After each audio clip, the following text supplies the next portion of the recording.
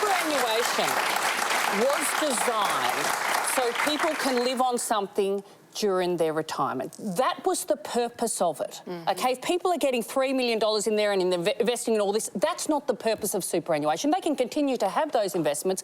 It is not the purpose of superannuation. This is a piece of legislation that has been around for some time. It is an adjustment that I think most Australians would look at superannuation account holders over $3 million, yeah, which is a very, very small proportion of super account holders, and think that this is a reasonable measure.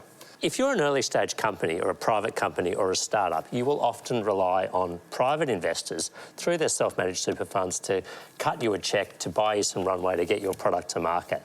Now, that private company, they'll make an investment, they might give you $100,000, say.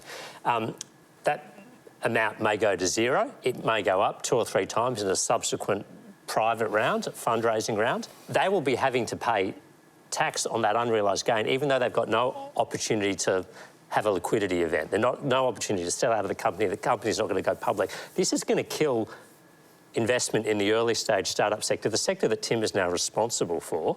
Our innovation economy, our entrepreneurship economy, investors are going to go on strike because they're going to be having to pay tax on these unrealised gains on investments that they cannot possibly realise and will not be able to for 5 to 10 years' time. And this measure is going to suck the life right out of that. But superannuation was designed so people can live on something during their retirement. That was the purpose of it, OK? If people are getting $3 million in there and investing in all this, that's not the purpose of superannuation. They can continue to have those investments. It is not the purpose of superannuation.